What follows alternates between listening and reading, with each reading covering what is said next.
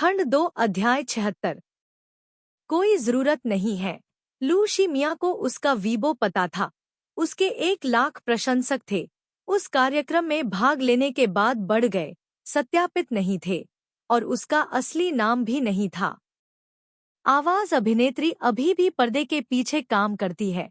वह उसे शो में शामिल होने दे सकते हैं, लेकिन वह नहीं चाहते कि उसके निजी जीवन में बहुत अधिक व्यवधान डाला जाए।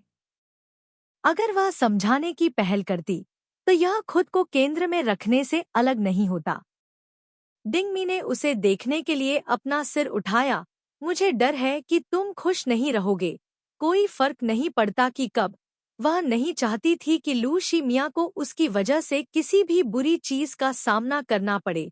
यह हाई स्कूल में ऐसा ही था, और अब और भी ज्यादा। लू शिमिया हंसे। क्या मैं तुम्हारी नजर में इतना कमजोर हूँ? 5 साल के अलगाव के बाद भी वह इसे सहन कर सकता था। बस बुई दीच और इंटरनेट पर वह छोटी सी अफवाह, इससे क्या फर्क पड़ता है? डिंगमी ने उसकी गर्दन को गले लगाया, फुसफुसाते हुए, नहीं, मैं बस चाहती हूँ कि तुम खुश रहो। उसने अपना सिर नीचे किया और मुस्कुराई। डिंगमी ने उसे चूमने के लिए अपना सिर ऊपर उठाया। लू शिमिया थोड़ा दूर हो गए। उनके होठों के कोने मुस्कुराहट में मुड़े। यह सब चीनी दवा है। क्या आपको यह नापसंद है? लू शिमिया ने उसे देखने के लिए अपना सिर नीचे किया। उसकी आंखें और भौहें काली थीं। उसकी आंखों के कोने मोहक तरीके से मुड़े हुए थे। डिंग एमाई ने वास्तव में उसे इस तरह से पसंद किया। वह झुक गई और होठों पर उसे चूमा, लेकिन किसी ने उसे वापस पकड़ लिया और उसे गहराई से चूम लिया। उसने तुरंत अपने दिमाग के पीछे की ओर वेइबो को फेंक दिया। वर्तमान में दसियों हजार प्रशंसक थे। धीरे धीरे वह भी शांत हो गया। अगले दिन दिनमात ने सुबह सुबह 2 मिन्हवी को कृतज्ञतापूर्वक फोन किया। मिन्हवी, धन्यवाद। 2 मिन्हवी मुस्कुराए। मैं सच कह रहा हूँ। उस बुई डिक को केवल अराजकता में नहीं होने वाले दुनिया से डरते हैं।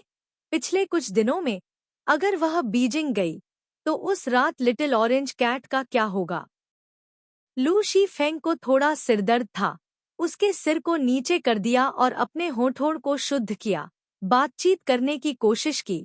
डिंग एमाई, क्या आप मुझे अभी के लिए बढ़ाने में मदद कर सकते हैं? ल्यूक थोई मियाँ ठंडी हंसी हंस पड़े। जिस क्षण उन्होंने इसे देखा था, उन्हें पता था कि परिणाम ऐसा ही होगा। उसने बिल्ली को डिंगमी की बाहों से निकाला और लू शिफेंग को थमा दिया। तुम खुद ही इसका ख्याल रखना। डिंगमी को बिजनेस ट्रिप पर जाना है। मेरे पास भी समय नहीं है। यह कहने के बाद उसने अपनी जेब में हाथ डाला और डिंगमी को गले लगाते हुए जाने के लिए मुड़ा। लू शिफेंग सिर्फ 1 मंजिल दूर। लू शिमियन और डिंगमी ने लिफ्ट का इंतजार नहीं किया। वे दोनों सीढ़ियों से चढ़ गए। डिंगमी ने उसकी कमीज खींची। क्या इसे ऐसे ही भाई लू पर छोड़ देना ठीक है? लू शिमियन ने उसके बालों को सहलाया। कोई बात नहीं, चिंता मत करो। डिंगमी सीढ़ियों पर खड़ी हो गई। पीछे से उसकी गर्दन को गले लगाया और मुस्कुराई। लू शिमियन, मुझे वापस ले चलो। एक बार की बात है, लिफ्ट की मरम्मत होनी थी। वह 10वीं मंजिल पर चढ़ गई। उसके पैरों में दर्द हो रहा था और वह अब और नहीं चल सकती थी। इसलिए लू शिमियन ने उसे वापस ले लिया। कई साल बीत गए। डिंग एमाई ने थोड़ा उदासीन महसूस किया। उइनिंग के मामले में वह थोड़ी देर के लिए अकेले सीढ़ियों से चलने से डरती थी। अस्पष्ट शब्द, मुझे पता है कि मेरे दिल में। इस साल जू चांग डोंग 37 साल का था। उसके सामने जीवन शक्ति से भरे 2 युवकों की तुलना में 10 साल बड़े थे। उन्होंने उनकी ओर देखा। उनकी अभिव्यक्ति ठंडी हो गई। मेरे कार्यालय में बैठो। ल्यूक थोई फोंग और तू खिएन हुआ ट्रुओंग डोंग के कार्यालय में गए और सोफे पर बैठ गए। जू चांगडोंग की चाय की मेज पर कीमती चाय के सेट रखे थे। उसने पानी उबाला और चाय बनाई। जू कियान ने 1 कप चाय पी। लू शिमिया ने कोई हरकत नहीं की।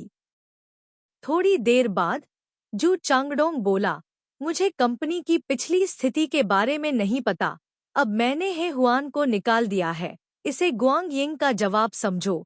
लू शी मिया ने व्यंग्यात्मक ढंग से मुस्कुराते हुए कहा, हे हुआन को निकालना आपकी कंपनी का काम है। जू कियान भी हल्के से मुस्कुराया, तुम्हें नहीं पता? झांग किक्सुआन जैसी ट्रेडिंग कंपनी के बॉस के लिए तकनीकी मैनेजर के साथ मिलीभगत करने से क्या फायदा होगा? मुझे इस बारे में नहीं पता। जू चांगडोंग ने भौहें सिकोड़ी, हे हुआन को निकालना पहले से ही मेरी कंपनी की सीमा है। लालची मत बनो। हर कोई एक दूसरे को रहने के लिए कुछ जगह छोड़ता है। लू शिमियान खड़ा हुआ, अपना सिर नीचा किया और उसकी ओर देखा। फिर कहने के लिए और कुछ नहीं है। जू कियान भी खड़ा हो गया। जू चांगडोंग ने भौहें सिकोड़ी, तुम्हारा क्या मतलब है? लू शिमियान मंद मंद मुस्कुराया, यदि आप ध्यान से गणना करते हैं तो हमारी दोनों कंपनियों में बहुत सारी शिकायतें होनी चाहिए। आइए धीरे धीरे इसे स्पष्ट रूप से गणना करें। विज्ञापन से शुरू करें। जू चांगडोंग की अभिव्यक्ति थोड़ी बदल गई। लू शिमियान और जू कियान पहले ही जा चुके थे।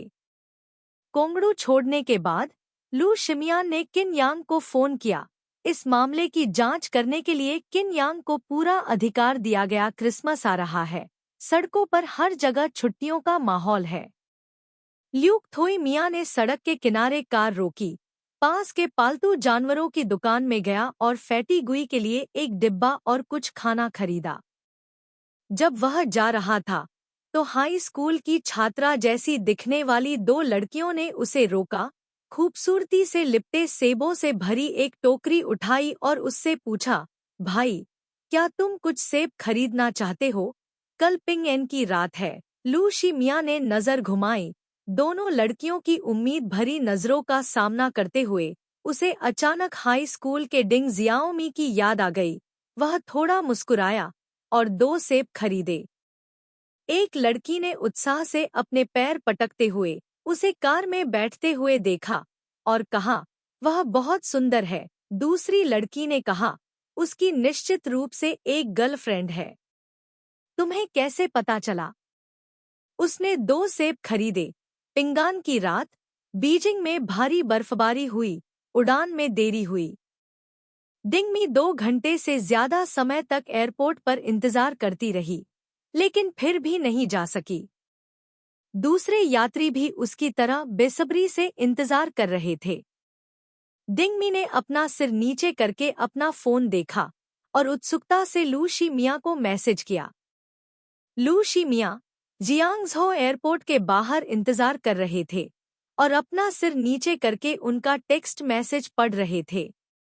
उसने उसकी अधीरता को महसूस किया और उसने उसे सांत्वना देने के लिए हर शब्द भेजा। जल्दी मत करो, कहीं बैठो और कुछ खाओ। तुम एयरपोर्ट पर हो, है न? अभी नहीं, चिंता मत करो। दीनह मत की अधीरता बेकार थी। वह एक कप कॉफी खरीदने के लिए अपना सूटकेस खींचती हुई चली गई। पीछे मुड़ते हुए वह अपने सामने खड़े आदमी से टकरा गई। कॉफी थोड़ी सी गिर गई। दीनह मत ने असहाय होकर अपना सिर उठाकर देखा। बुई डिच ने अपना चश्मा उतार दिया और अपना सिर झुकाया, मुस्कुराते हुए, डिंग एमआई, एक संयोग, घड़ी। नेर्द, क्या मैं आपसे मिलने आ सकता हूँ? विंग। दीनह मत ने उसकी ओर देखा, मुस्कुराया, मैं पहले जाऊंगा। बुई दीच ने भौहें सिकोड़ी। सहायक ने आकर पाया, निर्देशक बुई, अब आप जा सकते हैं। बुई दीच ने सिर हिलाया और दीनह मत के पीछे विमान में चढ़ गया। दीनह मत की टिकट ल्यूक थोई मिया ने बुक की थी, प्रथम श्रेणी, बुई दीच से कुछ सीटें दूर।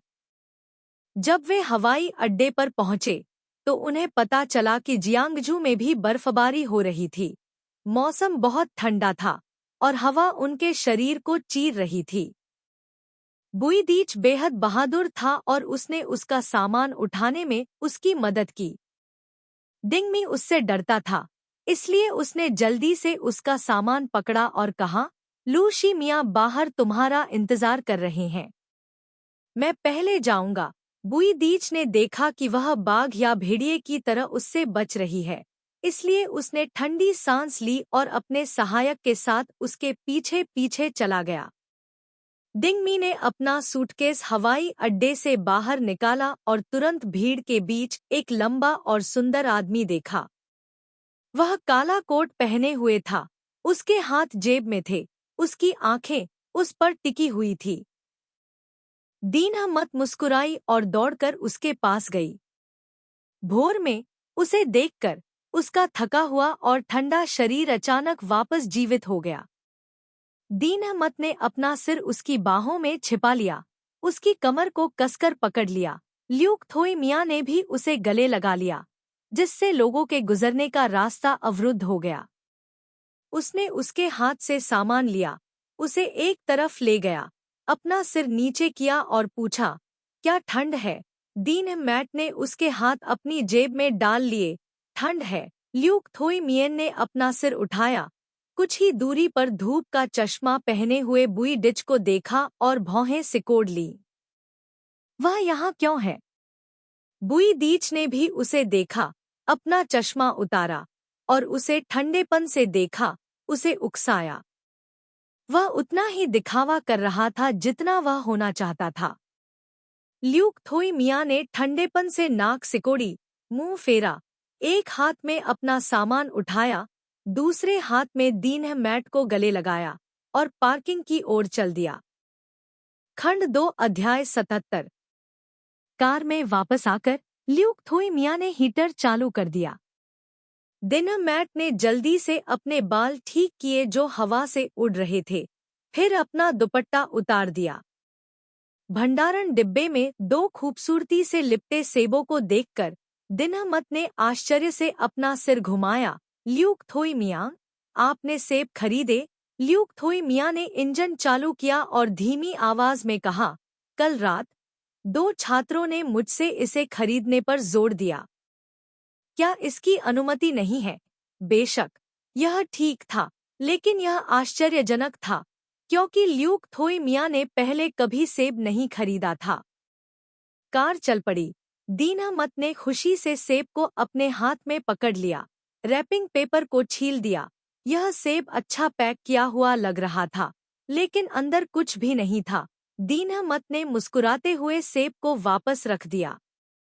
ल्यूक थोई मियेन को चश्मा पहने हुए एक व्यक्ति, बुई डिच, जो हवाई अड्डे पर शांत व्यवहार कर रहा था, याद आया और उन्होंने इत्मीनान से पूछा, बुई डिच आपके साथ एक ही उड़ान पर क्यों है? दिनमट ने पलकें झपकाईं और तुरंत उसे दोषी ठहराया। मुझे भी उम्मीद नहीं थी कि वह उस उड़ान से जाएगा। आपने मेरे लिए टिकट बुक किया था। ल्यूक थोई मियाँ, उसके पास कहने के लिए और कुछ नहीं था। कौन जानता था कि बुई दीच की आत्मा इतनी अडिग थी। दरवाजा खोलते हुए दीन मैट ने उसे गले लगाया और पंजों के बल पर खड़ा हो गया। ल्यूक थोई मियाँ ने सामान एक तरफ फेंक दिया, उसकी गर्दन के पीछे से पकड़ा, उसे दरवाजे से सटाया और उसे चूमा।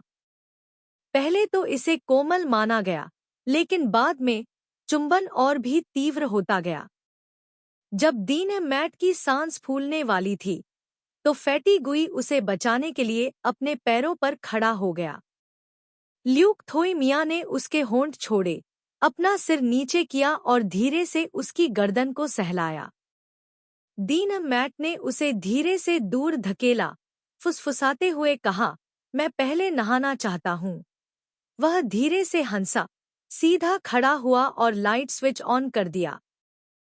टॉर्च चमक रही थी। डिंगमी के गुलाबी गाल रोशनी में दिख रहे थे। उसने अपने कपड़े ठीक करने के लिए अपना सिर नीचे किया, फैटी गुई को उठाने के लिए नीचे झुकी और नहाने चली गई।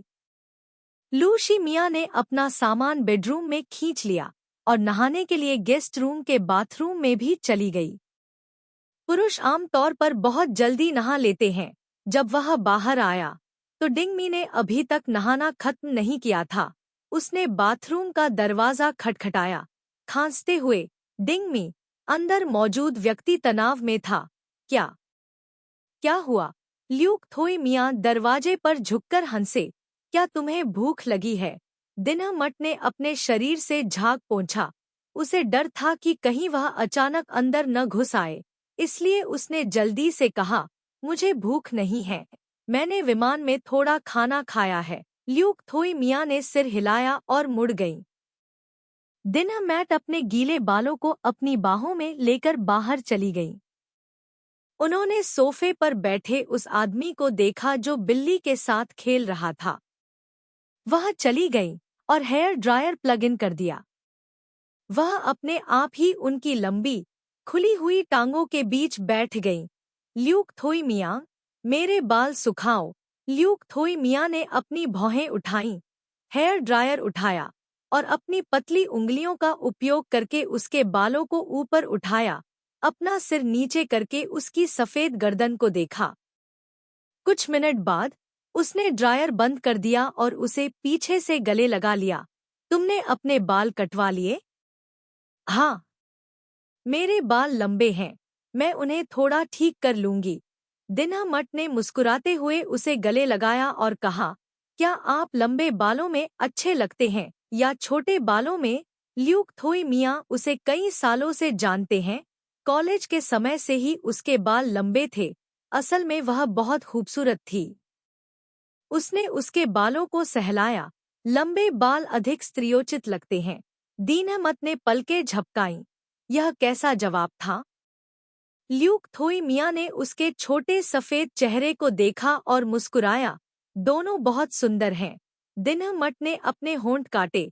या मुझे अपने बाल लंबे रखने चाहिए? ल्यूक थोई मियाँ ने कोई जवाब नहीं दिया। उसे इस बात की परवाह नहीं थी कि उसके बाल छोटे हैं या लंबे। उसके लिए दिनमैट होना ही काफ़ी था। उसने उसके नितंबों को ऊपर उठाया और उसे उठाया। क्या समय हो गया है? अभी सुबह के 2 बज चुके हैं। ल्यूक थोई मियाँ उसे वापस बेडरूम में ले गए। उसे नरम बड़े बिस्तर पर लिटा दिया, झुके और उसकी ओर देखा। क्या तुम थक गई हो? दोनों कई दिनों से अलग थे। दिनमट जानती थी कि वह भाग नहीं सकती। उसकी टांगें अभी भी उसकी कमर से लटक रही थी। उसकी अंदरूनी जांघें उससे दबी हुई थी। आदमी की ताकत और गर्मी को महसूस करते हुए उसका चेहरा लाल हो गया। थक गई हूँ, इसलिए जल्दी करो। फिर उसने अपने पैर उठाए और उन्हें उसकी कमर के चारों ओर लपेट लिया। जल्दी करो और खत्म करो ताकि तुम सो जाओ।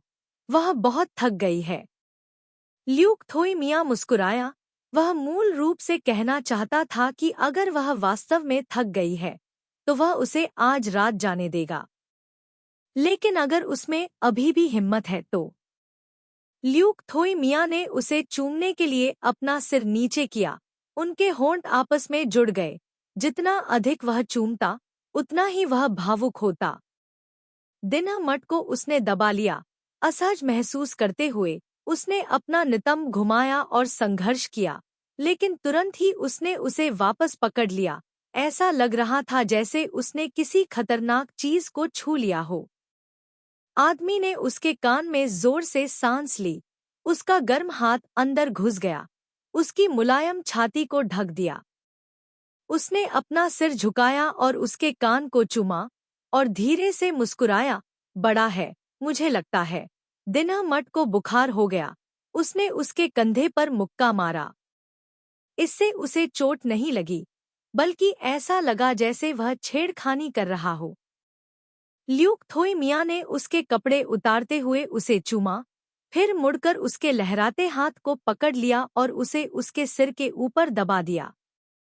गर्दन से लेकर नीचे तक जहां भी उसने चूमा, आग फैल गई। डिंगमी का पूरा शरीर सुन्न हो गया, कमजोर होकर उसके नीचे पड़ी रही। फोरप्ले के बाद डिंगमी पानी में पिघलने वाली थी। लू शी मियाँ ने तकिए के नीचे कंडोम को टटोला, उसे देखते हुए उसे अपने मुंह में डालकर काटने लगा। डिंगमी ने उसकी काली आंखों का सामना किया, अचानक कांप उठी, डरकर पीछे हट गई। लू शी मियाँ ने उसकी कमर को कसकर पकड़ लिया, उसे पीछे खींचा, फिर खुद को सहारा दिया। उसके नीचे लड़की को देखा, धीरे धीरे घुसते हुए। खिड़की के बाहर बर्फ गिर रही थी। आसमान और धरती जम रही थी। कमरे में तापमान धीरे धीरे बढ़ रहा था। उनके शरीर सामंजस्य में थे, मौत से लड़ रहे थे। कुछ चीजें ऐसी होती हैं जो प्रेमियों को कभी भी तृप्त नहीं कर सकती। नशे में धुत होकर दिनहमत बिस्तर पर कांपते हुए लेट गया। ल्यूक थोई मियां ने उसे गले लगाया और उसे पलट दिया, उसे अपने ऊपर लेटा दिया और कंबल खींचकर उन दोनों को ढक दिया। दिनहमत नीचे खिसक गई और अपना सिर उसके कंधे पर टिका दिया, अपना चेहरा कंबल में छिपा लिया। उसकी आवाज कमजोर और कर्कश थी, ल्यूक थोई मियां, मेरी क्रिसमस। उसने उसके सिर पर थपथपाया, हल्के से मुस्कुराते हुए, बस बहुत खुश हूं, डिंग मी। कभी कभी सभी पुरुष स्वाभाविक रूप से बुरे होते हैं। लू शी मियां भी कुछ मायनों में बेहद दुष्ट है। अगले दिन सुबह 9 बजे डिंग मी अपने फोन की घंटी की आवाज से जाग गई। ल्यूक थोई मियां कंपनी में आ चुकी थी। वह हतप्रभ होकर अपना फोन टटोल रही थी और घड़ी की तरफ देख रही थी। अभी तो सिर्फ 9 बजे थे।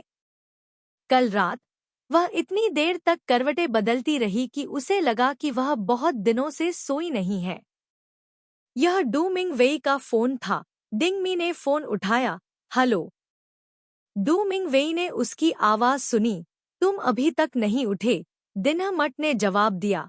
मुड़कर ल्यूक थोई मियां के तकिए को गले लगा लिया और अपनी आंखें बंद कर ली। क्या हुआ? आज रात क्या हो रहा है? क्रिसमस का मौसम है।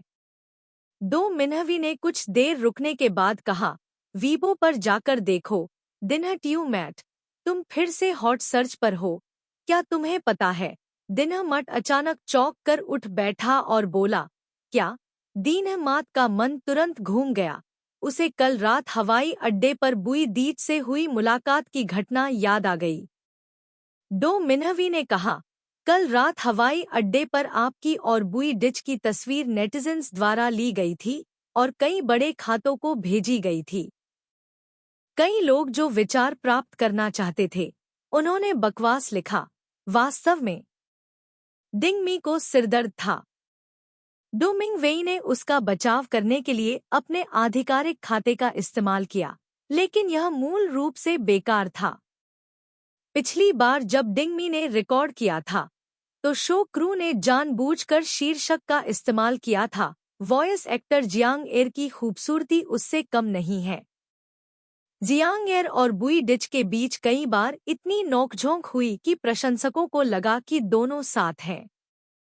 साथ ही पिछली बार जियांग एर ने गुस्से में आकर कहा था कि उनका और बुई डिच का कोई रिश्ता नहीं है। उनके शब्द ईर्ष्या और कड़वाहट से भरे हुए थे। वर्तमान में दीनहमत और बुई दीच एक ही उड़ान पर थे। बुई दीच दीनहमत को उसका सामान उठाने में भी मदद कर रही थी। चाहे आप इसे किसी भी तरह से देखें, ऐसा महसूस होता था कि उनका रिश्ता साधारण नहीं था। तो अब नेटिजन्स और जियांग एर के प्रशंसक सभी सोचते हैं कि बुई दीच दीनहमैट के साथ दोगला खेल खेल रही है। दीनहमैट तीसरा व्यक्ति है जिसने उनके रिश्ते में हस्तक्षेप किया। वर्तमान में इंटरनेट शापों से भरा है। डू मिन्हवी को भी सिरदर्द है। कोई बात नहीं, देखना बंद करो, बस बुई दीच को उस मामले को संभालने दो जो उसने पैदा किया है। आना हुआ मीडिया के युवा बॉस, यदि वे इस छोटे से घोटाले को भी नहीं सुलझा सकते, तो वे व्यवसाय कैसे कर सकते हैं? दिनहमत ने सबसे पहले ल्यूक थोई मियां के बारे में सोचा। उसे डर नहीं था कि वह गलत समझेगा, लेकिन वह नहीं चाहती थी कि उसकी वजह से लोग उसके बारे में गपशप करें और उसका मजाक उड़ाएं। नशे में धुत होने का वीडियो एक बात थी, और अब पूरा देश उसे तीसरा पक्ष समझ बैठा। ऐसा लग रहा था कि उसके इर्द गिर्द हमेशा कुछ न कुछ बुरा चल रहा था। दिनहमत ने अपने होंठ काटे और आह भरते हुए कहा, मुझे बुई दीच को फोन करने दो। दीनहमैट ने बुई डिच को फोन किया, लेकिन बुई डिच ने अपना फोन बंद कर दिया। उसने असहाय होकर फोन काट दिया और वीबो पर ल्यूक थोई मिया को संदेश भेजा। ल्यूक थोई मिया ने सीधे फोन किया, ऑनलाइन मामलों की चिंता मत करो, इसे मेरे ऊपर छोड़ दो। दिनहमट को समझ में नहीं आ रहा था कि क्या करे, इसलिए वह बुदबुदाया, मैंने उम्मीद नहीं की थी कि यह इस तरह से होगा। ल्यूक थोई मिया अपनी कुर्सी पर पीछे झुके, सिगरेट का एक पैकेट निकाला, एक सिगरेट निकाली और धीमी आवाज में कहा, मुझे पता है, इसीलिए मैंने तुमसे कहा था कि चिंता मत करो, और चिंता मत करो। अगर कुछ भी गलत नहीं है तो बेतरतीब टिप्पणियां मत पढ़ो, वहां कुछ भी दिलचस्प नहीं है। उसने लाइटर जलाया, सिगरेट जलाई, एक गहरा कश लिया, फिर कंप्यूटर स्क्रीन पर देखा, वीबो होमपेज खोला। डिंगमी ने जवाब दिया, हाँ।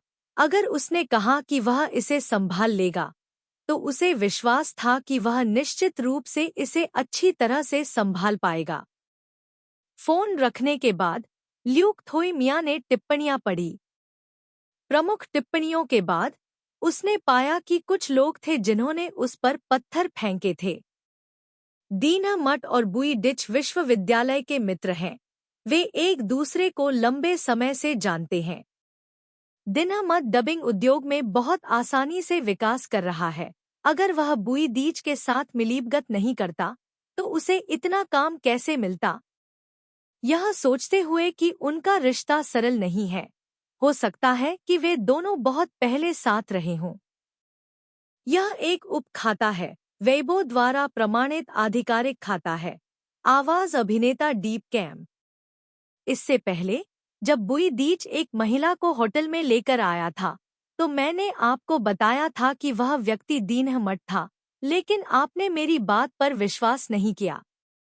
दो मिन्हवी और दिनहमैट हाई स्कूल के सहपाठी हैं, वे दोनों अच्छी बहनें हैं, उनके बीच घनिष्ठ संबंध हैं, निश्चित रूप से वे एक दूसरे की मदद करेंगी। दिनहमट दिखने में तो सौम्य है, लेकिन वह अच्छा इंसान नहीं है। आईपी की जांच करने पर यह अप्रत्याशित रूप से जूनिंग था। लू शिमिया का चेहरा काला पड़ गया, वह वास्तव में पश्चाताप के बिना मर गया। उसने बहुत तेजी से टाइप किया, सभी प्रमुख टिप्पणियों को हैक कर लिया, जिससे वे अपने खाते वापस पाने में भी सक्षम नहीं हो सके। ये सब करने के बाद उसने अपनी सिगरेट बट बाहर निकाली, कांग झेंग और किन यांग को मुकदमे और मामले की प्रगति के बारे में पूछने के लिए बुलाया। कांग झेंग ने कहा, अदालत 29 दिसंबर को फैसला सुनाएगी। ल्यूक थोई मिया ने धन्यवाद कहा, फोन रख दिया और तू खिएन को फोन किया। जल्द ही तू खिएन अंदर आया, क्या हुआ? 29 दिसंबर की दोपहर को पत्रकारों को एक प्रेस कॉन्फ्रेंस में आमंत्रित करें, जिसका पूरे नेटवर्क पर सीधा प्रसारण किया जाएगा। तू खिएन ने अपनी भौहें उठाईं। पिछली बार तुमने कहा था कि धीरे चलो। ल्यूक थोई मिया ने अपनी कुर्सी घुमाई, उसकी ओर झुके और ठंडे स्वर में कहा, अब और जरूरत नहीं है। तू खिएन को वह खबर याद आ गई जो उसने अभी अभी ऑनलाइन देखी थी और उसने मोटे तौर पर कुछ अनुमान लगाया। उसने ल्यूक थोई मिया को सांत्वना दी, इंटरनेट पर मौजूद सभी चीजें दर्शकों को आकर्षित करने के लिए ब्लडहाउंड द्वारा गढ़ी गई हैं। दिनहमट, ल्यूक थोई मिया ने उसे बीच में टोका, कल रात मैं दिनहमट को लेने गया था और मुझे नहीं पता था। तू खिएन मुस्कुराया, यह अच्छी बात है, मुझे आप लोगों की परवाह है। आप बस अपने बारे में चिंता करते हैं। पिछले कुछ दिनों में आपने स्पष्ट रूप से काम पर अपना दिमाग नहीं लगाया है। ल्यूक थोई मिया खड़े हुए और एक गिलास पानी डाला। मैं तो खिएन और दो मिन्हव्या के बीच की कहानी के बारे में थोड़ा जानता हूँ। जिन दो लोगों को अभी अभी प्यार हुआ था, उन्हें दो देशों से अलग होना पड़ा, जो अलग अलग शहरों में रहने से कहीं अधिक कठिन था। और यह भी नहीं भूलना चाहिए कि पहले तो दो मिन्हवी के माता पिता ने इस पर आपत्ति जताई थी। टू परिवार की आर्थिक स्थिति डू परिवार से बहुत खराब थी। वंश का मुद्दा बड़ों की नज़र में बहुत महत्वपूर्ण था। इन पिछले कुछ सालों में टू खिएन ने भी कड़ी मेहनत की थी। इतने सालों के बाद कई घटनाएं हुईं। दृढ़ रहना आसान नहीं था। एक अस्पष्ट अभिव्यक्ति के साथ तू खियन ने आत्महीनता से हंसते हुए कहा, मुझे पता है। लू शिमिया ने उसकी तरफ देखा। आखिरकार वे दोनों अलग थे। कुछ चीजें थी जिन्हें वह आंकना नहीं चाहता था, लेकिन वह जू कियान के प्रयासों को नकार नहीं सकता था। वास्तव में किसी के लिए भी यह आसान नहीं था। उसके और डिंगमी के लिए भी यह आसान नहीं था। अलगाव के वर्षों के बारे में सोचना, एक दूसरे को न देख पाना और एक दूसरे को छू न पाना, यह और भी मुश्किल था। इंटरनेट पर अफवाहें जोर से फैलीं। डिंगमी को बुरी तरह डांटा गया। उसने लू शिमिया की बातें नहीं सुनी, मदद नहीं कर सकी और इसे पढ़ने चली गई। इन सब से गुजरने के बाद उसे लगा कि चीजों को स्वीकार करने की उसकी क्षमता बहुत मजबूत है, लेकिन मैसेज और कमेंट पढ़ने के बाद भी उसे थोड़ी असहजता महसूस हुई। अपने लिए और लू शिमिया के लिए भी। दोपहर में बुई डिच ने उसे वापस बुलाया। उसकी आवाज गंभीर और परेशान दोनों थी। डिंगमी, मुझे माफ करें, मुझे उम्मीद नहीं थी कि यह इस तरह से होगा। मैंने पहले ही किसी से हॉट सर्च हटाने के लिए कहा है। अगर जरूरत पड़ी तो वह एनहुआ के आधिकारिक अकाउंट को स्पष्टीकरण के लिए आगे आने देगा। यह कुछ ऐसा था जो उसने उससे पहले वादा किया था। डिंगमी को अभी भी याद था। उसने एक गहरी सांस ली। तो समझाओ, बुई डिच। ठीक है। फोन रखते ही डीन मैट ने आनहुआ के स्पष्टीकरण का इंतजार किया। आधे घंटे तक इंतजार करने के बाद उन्होंने स्पष्टीकरण दिया।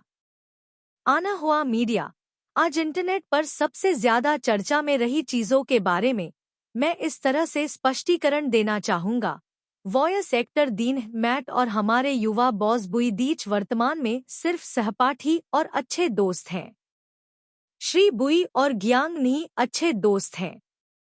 श्री बुई और मिस दिन इंटरनेट पर फैली अफवाहों की तरह अपमानजनक नहीं है। अगर वे गलत जानकारी फैलाना जारी रखते हैं तो उनके कानूनी अधिकारों के आधार पर हम जानकारी फैलाने वाले व्यक्ति के खिलाफ कानूनी जिम्मेदारी लेंगे। अभी के लिए सिर्फ सहपाठी और अच्छे दोस्त। क्या इसका मतलब यह है कि आप दोनों में प्रेमी प्रेमिका बनने की क्षमता है? क्या मिस्टर बुई और गियांग नी भी अच्छे दोस्त हैं? मनोरंजन उद्योग इतना अव्यवस्थित है कि इन दोनों को दोस्त बन जाना चाहिए। यह बयान इतना भ्रामक क्यों है? यह असंगत और असंगत है। अंत में, क्या श्री बुई दीन अहमद का पीछा कर रहे हैं या दीन अहमद श्री बुई का पीछा कर रहे हैं? मैं इस रिश्ते के त्रिकोण को समझ नहीं पा रहा हूँ। बुई डिच को दीन अहमद पसंद है, गियांग नी को बुई डिच पसंद है। लगता है मैं सही था। जियांग एर भी दयनीय है। वह युवा मालिक से चिपके रहना चाहती है, लेकिन उसके साथ एक बिस्तर मित्र की तरह व्यवहार किया जा रहा है। डिंगमी ने बयान पढ़ना समाप्त कर दिया और उसके पास कहने के लिए और कुछ नहीं था। बुई डी वास्तव में अपने लिए रास्ता छोड़ना कभी नहीं भूलती। वैक्सिन ने जोर से घंटी बजाई। डिंगमी ने इसे देखने के लिए खोला। डू मिंग वेई। बुई डी ने अभी भी हार नहीं मानी है। डिंगमी भी असहाय थी। वह वास्तव में नहीं जानती थी कि बुई डी ने उसमें क्या देखा। कक्षा समूह फिर से शोर था। डिंगमी ने नजर डाली। हर कोई इस बारे में बात कर रहा था। किसी ने सीधे उसे टैग किया, यह पूछते हुए कि क्या बुई डी वास्तव में उसका पीछा कर रही थी। डिंगमी ने ध्यान नहीं दिया, बस डू मिंग वेई से कुछ वाक्य कहे और फोन रख दिया। लू शिमिया ने बयान पढ़ना समाप्त कर दिया। क्या उसने ऐसा अस्पष्ट स्पष्टीकरण पोस्ट करने का साहस किया? कितना बेशर्म आदमी है। मेज पर रखा फोन बज उठा। उसने नजर घुमाई। यह ल्यूक हाउ का फोन था। उसने जवाब नहीं दिया। उसे यह जानने के लिए जवाब देने की जरूरत नहीं थी कि वह क्या कहने जा रहा है। एक पल बाद फोन फिर से बज उठा। इस बार यह तांग डू था, उसकी माँ। अध्याय 77 का अंत। वीसी, मिस्टर बुई, ऐसा लगता है कि मिस्टर बुई एक मोर की तरह हैं, बेहद प्यारे। पहली बार एक पुरुष सहायक चरित्र को इतना प्यारा देखा, दुष्ट नहीं, दुखी नहीं, लेकिन वास्तव में कोई परेशानी नहीं पैदा कर रहा, इतना दयनीय। और वह बुई डिच है, जिसे पुरुष सहायक चरित्र माना जाता है, लेकिन टू डिच और भी दयनीय है। लेखक ने एक बार कहा था कि टू डिच को पुरुष सहायक चरित्र भी नहीं माना जाता है। मैं वास्तव में अवाक हूँ। मैंने अपनी मुट्ठियां भींच ली और खुद से कहा कि अध्ययन करो और कहानी को अब और मत छुओ। लेकिन जैसे ही मैंने कंप्यूटर चालू किया, मैं इसे रोक नहीं सका। हु यह लगभग खत्म हो गया है। मैं अंदर से इतना उत्साहित हूँ। मैं इसे कैसे रोक सकता हूँ? खंड 2 अध्याय 78।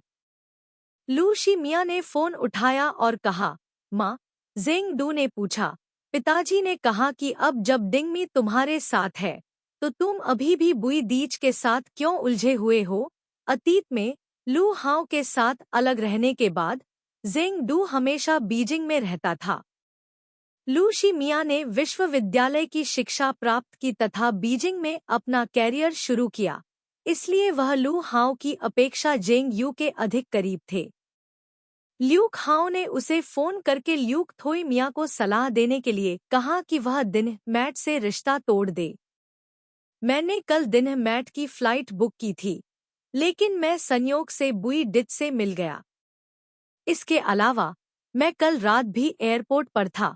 ल्यूक थोई मिया ने कुछ वाक्य समझाए। तुम्हारे पिता ने तुम्हारी माँ से कहा है कि तुम दोनों को अलग हो जाने की सलाह दे। अगर दीन मैट का वाकई बुई दीच से कुछ लेना देना है, तो तुम्हें जल्दी ही अलग हो जाना चाहिए।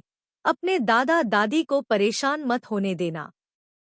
भले ही आप ऑनलाइन न जाएं, लेकिन आपको जल्द या बाद में पता चल जाएगा। जेंग यू को लू शिमिया के नशे में अपना दिमाग खो देने का वीडियो देखने का सम्मान मिला था, इसलिए उसे डिंगमी का बहुत गहरा प्रभाव पड़ा। यह स्पष्ट नहीं था कि उसे यह पसंद आया या नापसंद, लेकिन उसने अपने बेटे को कभी इतना असभ्य नहीं देखा था, और यह टूटे हुए दिल की वजह से था। यह वास्तव में बहुत आश्चर्यजनक था। लू शिमिया ने भौहें सिकोड़ी। असंभव। जेंग यू ने आह भरी। अगर ऐसा है, तो नए साल के दिन या चंद्र नव वर्ष पर उसे अपनी माँ और दादा दादी से मिलवाने के लिए बीजिंग ले आओ। मूल रूप से यह नए साल का दिन और वसंत उत्सव था। चीन में युआन दान का प्रयोग नए साल के दिन के लिए किया जाता है, जो 1 जनवरी को मनाया जाने वाला अवकाश है। जहाँ तक वसंत महोत्सव का सवाल है, इसका इस्तेमाल चंद्र नव वर्ष को संदर्भित करने के लिए किया जाता है। यह एक छुट्टी है जो पहले चंद्र महीने के पहले दिन होती है। लू शिमिया सहमत हो गए।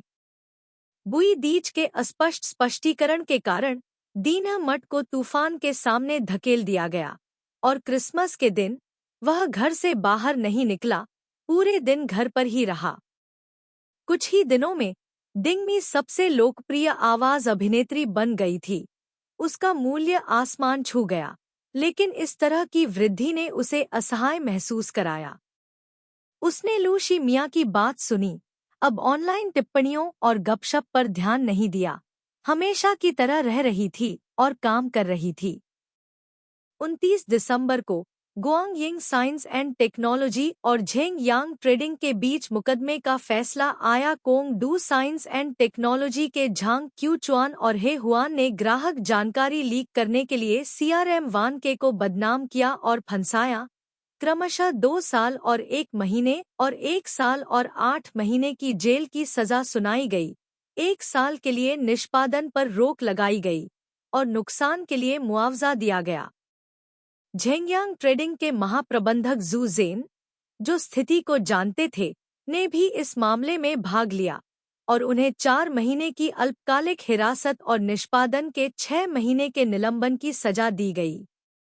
उसी समय कोंगडू विज्ञान और प्रौद्योगिकी मामले में शामिल थी, और कुछ महीने पहले ओवरलैपिंग विज्ञापन घटना की जांच के परिणामों से पता चला कि गुआंगिंग ने पहले प्रमुख चैनलों पर विज्ञापन को बढ़ावा दिया था, कोंगडू से एक कदम पहले और अब जांच के दायरे में था। गुआंगिंग ने उस दोपहर 3 बजे एक प्रेस कॉन्फ्रेंस आयोजित की, पूरे नेटवर्क में लाइव प्रसारण किया। जैसे ही खबर सामने आई, कई ऑनलाइन दर्शक पहले से ही लाइव प्रसारण चैनलों पर समय का इंतजार कर रहे थे। जैसे ही डू मिंगवेई के पास आज खाली समय था, डिंगमी ने उसे एक साथ लाइव प्रसारण देखने के लिए अपने घर आने के लिए कहा। शेन जिया, एक गर्भवती महिला जिसके पास करने को कुछ नहीं था, फिर भी आना चाहती थी। डिंगमी और डू मिंगवेई को डर था कि शेन जिया उसके पेट के साथ इधर उधर भागेगी, इसलिए वे सीधे शेन जिया के घर चले गए। गर्भवती होने के बाद शेन जिया अपने ससुराल वालों के साथ रहने के लिए वापस चली गई। अपनी शादी के दिन डिंगमी और डू मिंगवेई एक बार यहाँ आए थे। झांग लून के माता पिता दोनों घर पर थे। वे बहुत उत्साही थे। उन्होंने स्नैक्स लाते हुए चाय और पानी बनाया। उन्हें डर लगता है कि वे दोनों को रात के खाने के लिए रुकने के लिए आमंत्रित करते हैं। वे अपने बॉयफ्रेंड के साथ खाने में व्यस्त हैं। डू मिंगवेई ने चकित किया। वास्तव में जू कियान के माता पिता भी बहुत सरल थे। उन्होंने उसे बहुत अच्छा व्यवहार किया।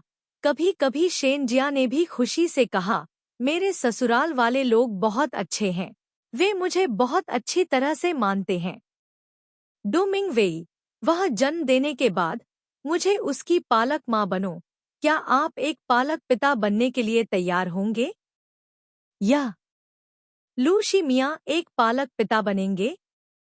वह शायद सहमत नहीं होगा। टू खियन के बारे में क्या? डू मिंगवेई ने अपना सिर नीचे कर लिया। वह अभी भी सोच रही थी कि उसे उसकी जरूरत है या नहीं। डिंगमी, पालक माँ का होना ही काफी है। मुझे पालक पिता की क्या जरूरत है? डू मिंगवेई ने अपना सिर ऊपर उठाया और मुस्कुराई। हाँ, पालक माँ का होना ही काफी है। थाम ग्याई ने अपना आईपैड निकाला और लाइव स्ट्रीम पेज खोला। उनके पीछे बैठी, तुम दोनों मेरे लिए रेडिएशन ब्लॉक करो, वरना ट्रुओंग लुआन मेरे बारे में बात करेगा। दरअसल अभी 2 बजे थे, प्रसारण समय से 20 मिनट से ज्यादा। डिंगमी का फोन फिर से बजा। उसने देखा, यह सी सिटी प्रोग्राम टीम का फोन था। वह एक क्षण के लिए झिझकी, फिर फोन उठा लिया। कार्यक्रम निदेशक ने उसे फिर से द मोस्ट ब्यूटीफुल साउंड में भाग लेने के लिए आमंत्रित किया। उसका रवैया पहले से भी अधिक विनम्र और ईमानदार था। कार्यक्रम टीम ने उसकी फीस बढ़ा दी, लेकिन दिनमट ने फिर भी विनम्रता से मना कर दिया। अप्रत्याशित रूप से निर्देशक ने उसे विचार करने के लिए समय दिया। इसके बारे में क्या ख्याल है? फिल्मांकन तक अभी भी 1 सप्ताह है। यदि आप इसके बारे में सोचते हैं और सहमत हैं, तो कृपया मुझसे फिर से संपर्क करें। ठीक है, निर्देशक ने दिनमैट को एक निजी संपर्क जानकारी भेजी। डो मिन्हवी ने पूरी बात सुनी, फिर उसकी ओर देखा। आप अभी बहुत हॉट हैं। शो में भाग लेने से दर्शकों को आकर्षित किया जा सकता है। बेशक शो क्रू आपको आमंत्रित करना चाहता है। अपना समय लो, पहले मुझे सुनने दो। डू मिंगवेई कई वर्षों से शो कर रहे थे और उनके संपर्कों का एक विस्तृत नेटवर्क था, इसलिए उन्होंने जल्दी से चारों ओर पूछा। शो क्रू ने ये किन को एक रिजर्व के रूप में चुना है। यदि आप नहीं जाते हैं, तो वे ये किन को आमंत्रित करेंगे? डिंगमी ने उसकी ओर देखा। क्या आपको लगता है कि मुझे जाना चाहिए? डू मिंगवेई ने विचार किया। आप जा सकते हैं, लेकिन यह इस बात पर निर्भर करता है कि आप जाना चाहते हैं या नहीं। शेन जिया ने अचानक पुकारा, शो शुरू हो रहा है। उन दोनों ने जल्दी से आईपैड स्क्रीन की ओर देखा। दोपहर 3 बजे लाइव स्ट्रीम चैनल समय पर प्रसारित हुआ। वीडियो में कुछ लोग बैठे थे। लू शिमिया बीच में बैठे थे और उनके बगल में जू कियान, कांग झेंग और कुछ अन्य लोग थे। लू शिमिया ने एक औपचारिक सूट पहना था। ऐसा लगता है कि उन्हें यह बहुत पसंद है और हाल ही में हुई आधिकारिक बैठकों में भी उन्होंने इसे पहना था। डिंगमी ने वीडियो में सुंदर और गंभीर आदमी को देखा। उसके मुंह का कोना ऊपर की ओर मुड़ गया। बहुत जल्दी अतिशयोक्तिपूर्ण लाल शब्दों का एक गुच्छा स्क्रीन पर चमक गया। डिंगमी ने पढ़ा, कुछ इस तरह का पुरुष देवता, पति। शेन जिया ने उन्हें चिढ़ाते हुए कहा, जल्दी करो, तुम दोनों स्क्रीन पर स्पैमिंग तो नहीं कर रहे हो? वे आपके पति को बुला रहे हैं। डिंगमी ने वास्तव में अपना फोन उठाया और कुछ लाइनें स्पैम कर दी। लाइव वीडियो में कांग झेंग ने आज की अदालत के परिणामों को सुनाया। यह बहुत स्पष्ट था कि सीआरएम वान के द्वारा ग्राहक की जानकारी लीक करने की घटना पूरी तरह से निंदनीय थी। लू शी मिया ने सीधे कैमरे में देखा। उनकी आवाज धीमी थी। सीआरएम वान के की सुरक्षा प्रणाली बिल्कुल ठोस है। ग्राहक की जानकारी लीक होने की स्थिति नहीं हो सकती, न अभी, न भविष्य में। इसलिए हम यहाँ उन व्यवसायों को व्यक्त करना चाहते हैं जिन्होंने अनुबंधों पर हस्ताक्षर किए हैं या विचार कर रहे हैं। आप सीआरएम वैन खाच का उपयोग करने के लिए निश्चिंत हो सकते हैं।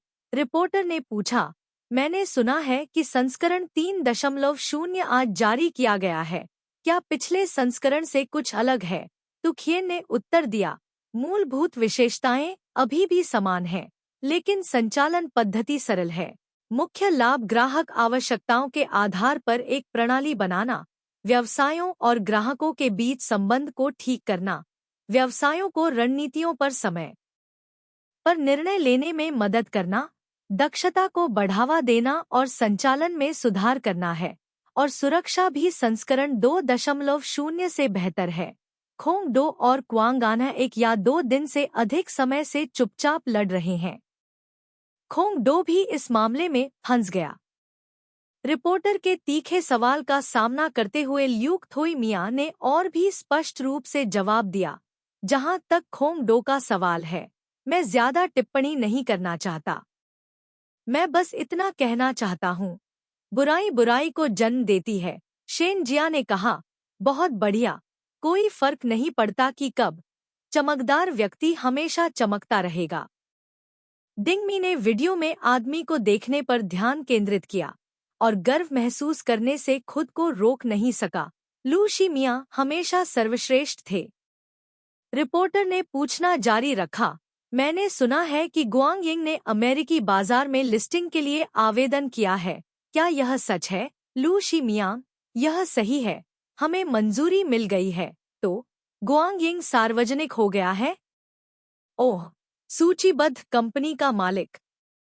सूचीबद्ध कंपनी एक सार्वजनिक कंपनी होती है जिसके शेयरों को शेयर बाजार में खरीदने और बेचने की अनुमति होती है।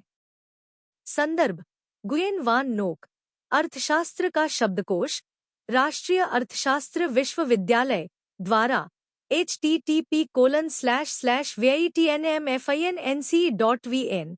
थाम ग्याई ने उन्हें चिढ़ाते हुए हंसते हुए कहा, सूचीबद्ध कंपनियों के 2 मालिक, उन्हें टेट के लिए भाग्यशाली धन देना याद रखें। दीन मैट ने हंसते हुए कहा, ठीक है, वह मालिक है।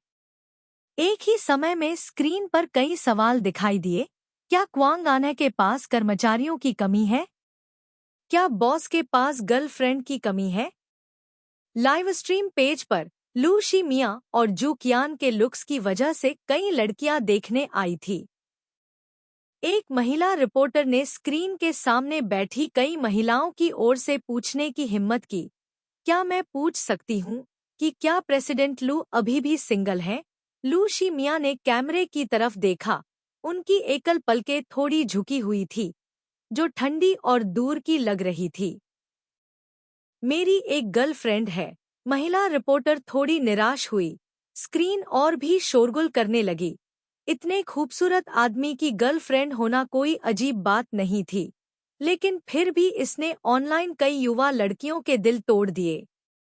यह 9वां साल है। लू शी मिया ने रुककर एक और वाक्य जोड़ा, 2 और दिन 10 साल हो जाएंगे। 2007 से 2016 तक 10 साल का दृश्य, लगभग 6 खाली साल। लू शी मिया ने अभी भी उन सभी को गिना। डिंगमी की आंखें लाल थीं, वह गहराई से हिल गई थी। डू मिंग वेई ने स्क्रीन पर खाली देखा। सदमे और घबराहट में जू कियान भी था, वे भी 10 साल थे। शेन जिया को आंसू आ गए, उसने कहा, झांग लुन और मैं 11 साल से हैं। स्क्रीन फट गई। भाड़ में जाओ। 10 साल। क्या आप हाई स्कूल में एक साथ थे? यकीनन। अच्छे बॉयफ्रेंड की गणना पहले ही कर ली जाती है। वह लड़की बहुत भाग्यशाली है। जब मैं स्कूल में थी तो मुझे बॉयफ्रेंड न मिलने का अफसोस है। अब अगर मुझे कोई अच्छा बॉयफ्रेंड ढूंढना है तो मुझे 3 फीट जमीन खोदनी होगी। अच्छे बॉयफ्रेंड की गणना पहले ही कर ली जाती है और मुझे भी पहले ही खुदाई करनी होगी। यकीनन। सुंदर और वफादार पुरुष सभी किसी और के हैं। रो रहे हैं, लेकिन कहानी स्पष्ट रूप से खत्म नहीं हुई थी। लू शी मिया ने सीधे कैमरे की ओर देखा। उनका आभामंडल भारी था, उनकी आवाज धीमी थी। यहाँ मैं एक बात स्पष्ट करने के लिए इस अवसर का लाभ उठाना चाहता हूँ। वह एक पल के लिए रुका। आवाज अभिनेत्री डिंगमी मेरी प्रेमिका है, उसका पेई से कोई लेना देना नहीं है। डिंगमी ने अचानक अपनी आंखें चौड़ी कर ली। उसका दिल तेजी से धड़कने लगा। शेन जिया और डू मिंग वेई भी दंग रह गए। किसी को उम्मीद नहीं थी कि लू शी मिया डिंगमी और पेई के बीच अफवाहों को दूर करने के लिए इस अवसर का उपयोग करेंगे। खुले तौर पर घोषणा करेंगे कि डिंगमी उनकी प्रेमिका थी 10 साल तक। तब स्क्रीन वास्तव में फट गई। डिंगमी एक पल के लिए स्तब्ध रह गई। शेन जिया ने उसके कंधे को थपथपाया। वाह, आपका लू शी मिया वास्तव में इस बार लापरवाह है। यह उस शराबी वीडियो को देखने से भी बेहतर है। यान एर की आवाज। कई बार अब जब उन्होंने इसके बारे में सोचा तो यह अभी भी चोट लगी है। क्या मिस्टर बुई अभी भी डिंगमी का पीछा कर रहे हैं? बुई डिच को इतनी शर्मिंदगी महसूस हुई कि उसने अपना चेहरा ढक लिया। भाड़ में जाओ। जियांग एर ने हंसना जारी रखा। मुझे आपको थप्पड़ खाते हुए देखकर बहुत खुशी हुई। मुझे एक दिन डिंगमी और लू शी मिया का शुक्रिया अदा करना होगा। बुई डिच ने गुस्से में फोन काट दिया। जियांग एर ने एक गाना गुनगुनाया और अपने सहायक को बुलाया। पिछली बार उसे अपने प्रशंसकों के सामने उसका अपमान करने के लिए किसने कहा था? जियांग एर ने प्रतिशोधी दिल से सोचा। इस बिंदु पर आने के बाद मुझे विश्वास नहीं होता कि उसके पास अभी भी डिंगमी का पीछा करने का साहस है। बुई डिच के फोन पर मजाक उड़ाने वाले संदेशों का एक समूह आया। सामान्य निष्कर्ष यह था, तो मिस्टर बुई किसी और की प्रेमिका को चुराना चाहते हैं। हम 10 साल से साथ हैं। अब और साथ मत रहो और तीसरा व्यक्ति मत बनो। मुझे तुम्हारे लिए शर्म आती है। भाड़ में जाओ। मैंने अपनी सारी गरिमा खो दी। लेखक बुई दी चाउट। खंड 2 अध्याय 79। प्रेस कॉन्फ्रेंस समाप्त होने के बाद लू शी मिया अपने कार्यालय में लौट आए। गुआंगयिंग के कार्यालय में सभी कर्मचारियों ने उन पर नजरें चुराने के लिए अपना सिर उठाया। जब उन्होंने कार्यालय में प्रवेश किया तो कार्यालय में विस्फोट हो गया। वह व्यक्ति जिसने अभी अभी लाइव स्ट्रीम पर बेशर्मी से घोषणा की है कि वह वास्तव में हमारा बॉस है, यह उस चेहरे पर बिल्कुल भी अच्छा क्यों नहीं लग रहा है?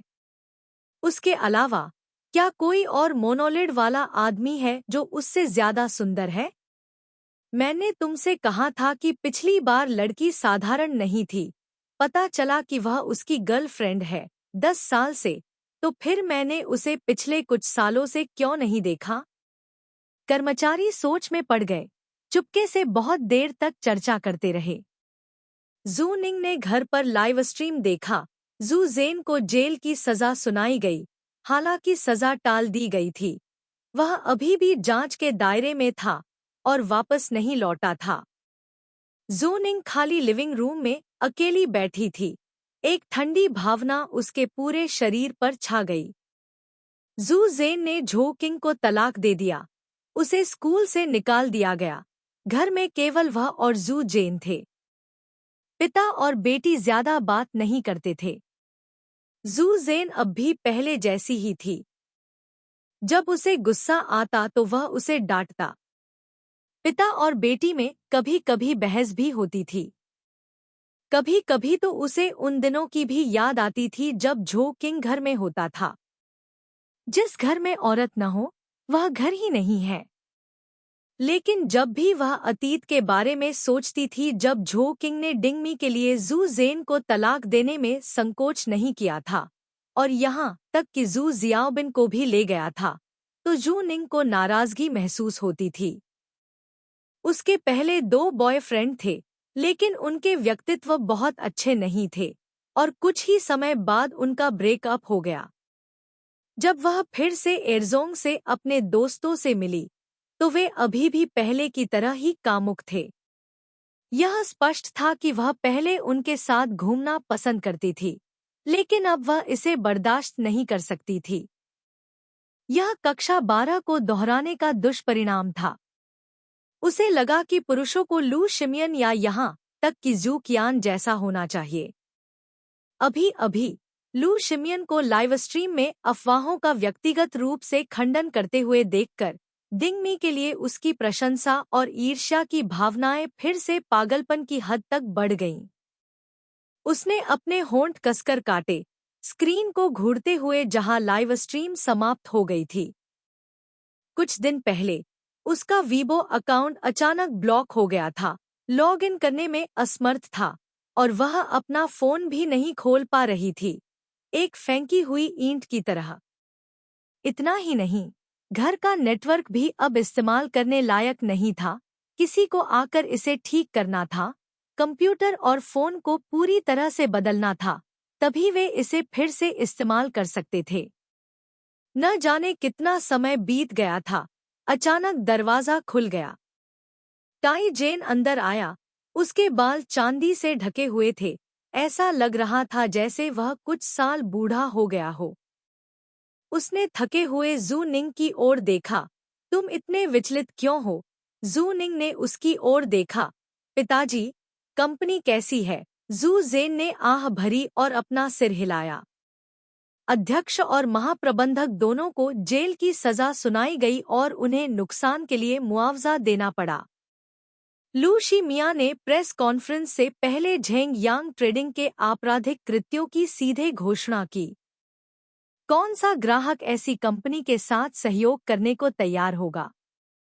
आज उन्हें बहुत सारे कॉल आए, यहाँ तक कि नियमित ग्राहक भी अपने ऑर्डर रद्द करना चाहते थे।